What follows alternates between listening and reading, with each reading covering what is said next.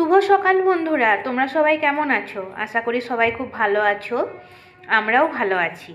তো আজকে তোমাদের সাথে সকালবেলার জলখাবারের একটা রেসিপি শেয়ার করব, যেটা খুব জনপ্রিয় একটা স্বাস্থ্যকর রেসিপি। সেটা হলো ধোকলা। তো আজকের রেসিপির নাম হলো ধোকলা। তো দেখো, এখানে পরিমাণ মতন বেসন নেওয়া হয়েছে। এরপর কি কি উপকরণ দেওয়া হবে সেগুলো দিদি তোমাদের সাথে শেয়ার করবে। পরিমাণ মতন নুন, পরিমাণ মতন হলুদ, অল্প দিলাম, বেশি দেব না, অল্প চিনি, মানে ভালো করে মিক্স করে জল দিয়ে, অল্প অল্প জল দিয়ে একটা ব্যাটার বানানো হবে বেসনের, যেরকম আমরা তেলে ভাজা বা এরকম যেরকম ব্যাটারটা বানাই বেগুনেরই বেসনের ফাটানো হয়, সেটা ফাটাবো খুব ভালোভাবে, একদম দানা যেন না থাকে। হ্যাঁ, প্রথমে শুকনো উপকরণগুলো মিশিয়ে নেওয়া হচ্ছে, তারপর অল্প অল্প করে জল দিয়ে আমরা ভালো করে ব্যাটারটা রেডি করব।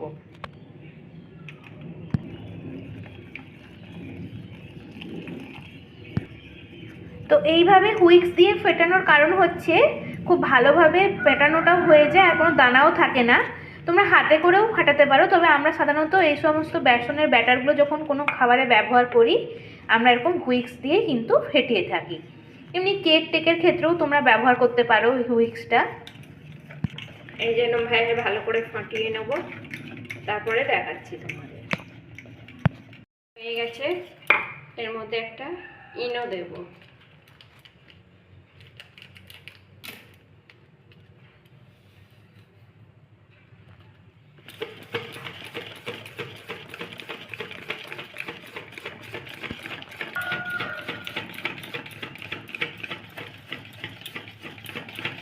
ইনোটা দিয়ে ফাটিয়ে নিলাম একটু।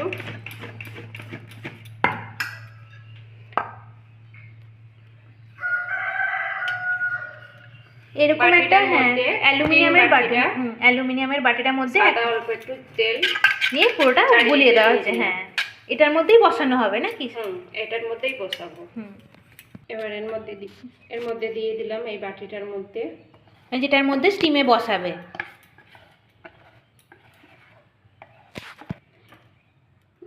দিয়ে দিলাম ব্যাটারটা।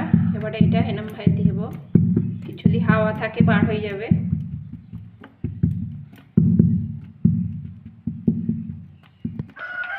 কড়াতে অল্প জল দেওয়া হয়েছে, হাফ মগ মতন জল দেওয়া হয়েছে। জলটা গরম হয়ে গেছে, এই একটা স্ট্যান্ড বসানো হয়েছে কড়ার ভিতরে। স্ট্যান্ডের উপরে এটা বসিয়ে দেওয়া হলো, বাটিটা বসিয়ে দিলে।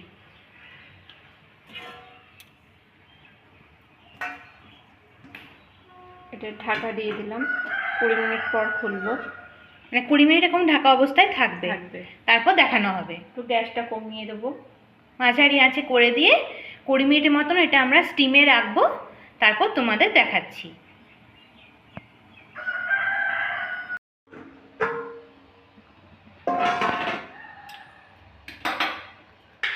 দেখো আমাদের এটা কিন্তু হয়ে গেছে।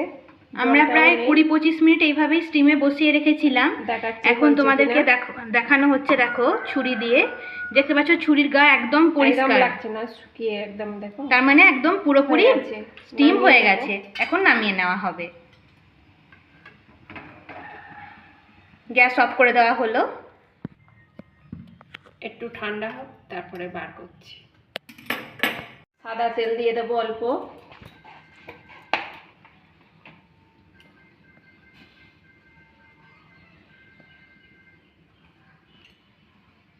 তো তেলটা গরম হোক, তারপর তোমাদের দেখাচ্ছি।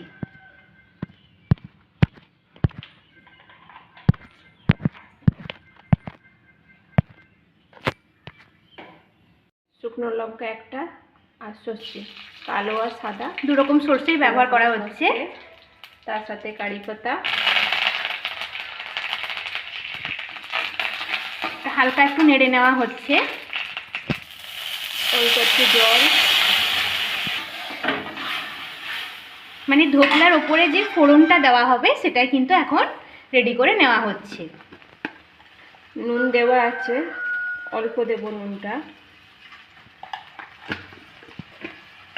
চিনিটাও দেওয়া আছে, অল্প দেবো। মিষ্টিটা তোমরা যে যেমন খাবে, যদি বেশি মিষ্টি পছন্দ করো তাহলে চিনির পরিমাণটা বাড়িয়ে দিতে পারো।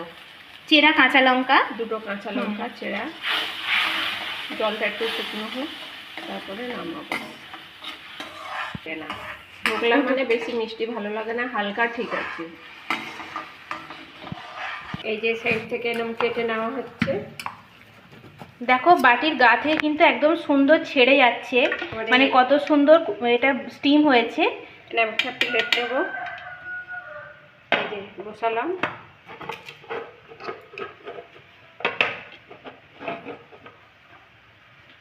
দেখো কত সুন্দর কালারটা এসছে। আমরা কিন্তু যেরকম দোকান থেকে কিনে খাই ঠিক সেই রকমই কিন্তু কালারটা এসেছে, দেখেই বুঝতে পারছো। কিন্তু এটা একদম সম্পূর্ণ ঘরোয়া পদ্ধতিতে বানানো হয়েছে। দিলাম। আর এখানে দেখো চিনির সিরাটাও রেডি হয়ে গেছে, যেটা আমরা ধোকলার উপরে ফোড়ন হিসেবে ব্যবহার করব। তো এটা এখন গ্যাস অফ করে দেওয়া হলো। আমরা ধোকলাটা এভাবে পিস পিস করে নিচ্ছি, দেখতেও ভালো লাগবে আর খাওয়ার সুবিধার্থে। তো বন্ধুরা দেখো পিস করা হয়ে গেছে। তখন দিদি হাতে নিয়ে দেখাচ্ছে তোমাদের কতটা স্পঞ্জি হয়েছে, দেখো মানে কতটা তুলতুলে, একদম ভেতরটা পুরো সফট, দেখেই বুঝতে পারছো। মানে দোকানের থেকেও আমরা বলবো যে বাড়িতে এইভাবে তোমরা বানিয়ে খেয়ে দেখবে, খুব সুন্দর হয়। এরপর আমরা কি করব, যে চিনির সিরাটা আমরা বানিয়ে রেখেছি, অল্প একটু লেবু দিয়ে দেবো।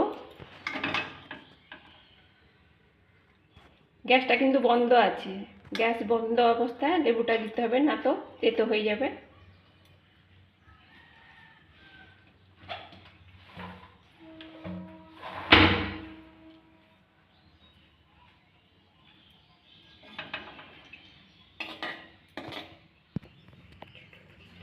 এখন দেখো ওপর থেকে চিনির সিরাটা এইভাবে ছড়িয়ে দেওয়া হচ্ছে।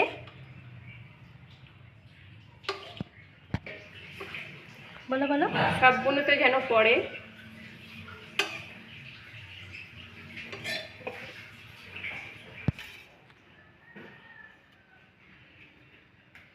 ওপর থেকে নারকেল কোড়া অল্প দেব।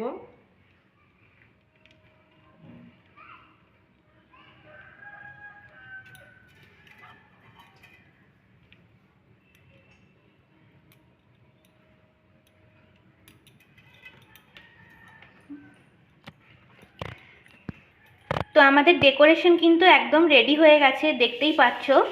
আজকে তোমাদের এই ইউনিক রেসিপি কেমন লাগলো তোমরা অবশ্যই কমেন্ট করে জানাবে।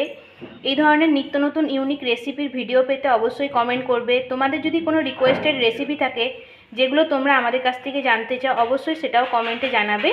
আমরা অন্য কোনো ভিডিওতে শেয়ার করার চেষ্টা করব। ধন্যবাদ।